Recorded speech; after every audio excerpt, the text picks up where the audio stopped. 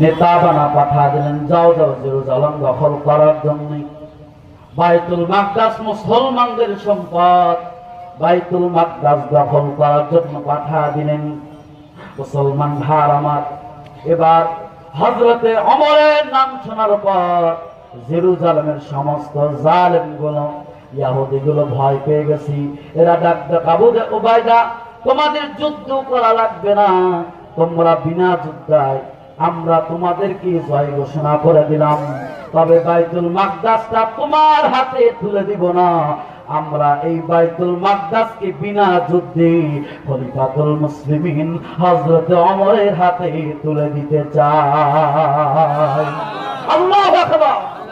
এবার হযরত খলিফাতুল মুসলিমিন ওমরের কাছে চিঠি লিখলেন। খলিফাতুল মুসলিমিন চিঠিটা পর রওনা হবে। রওনা হওয়ার জন্য এবার খাদেমকে বললেন বাহন রেডি করো। বাহন রেডি করার পর ওমর ডাকায়, শোনো, তুমি যেমন মানুষ, আমিও তেমন মানুষ। আমার যেমন দেশের দরকার আছে, তোমারও তেমন দেশের দরকার আছে।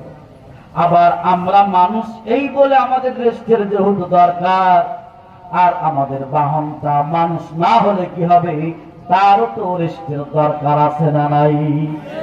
এই ধরনের আছে না নাই? খারাপ লাগতেছে আপনাদের বাবা? ভালো করে বোঝেন মুসলমান ভাই আমার, কোন অধিকার আছে নাই।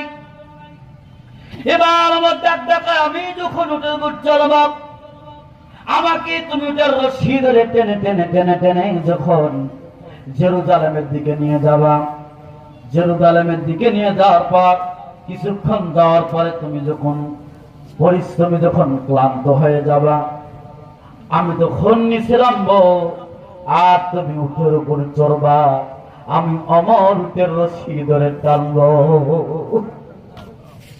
আবার কিছুক্ষণ যাওয়ার পরে আমি যখন হাফসায় যাব, এবার আমার রেস্ট হলো, তোমার রেস্ট হলো। ওই যে বাহন উট, অনেকের রেস্টের দরকার। এবার দ্বিতীয়বার আমরা যতটুকু রেস্ট নিয়েছি, তুমি যতটুকু রেস্ট নিয়েছ, অতটুকু সম পরিমাণ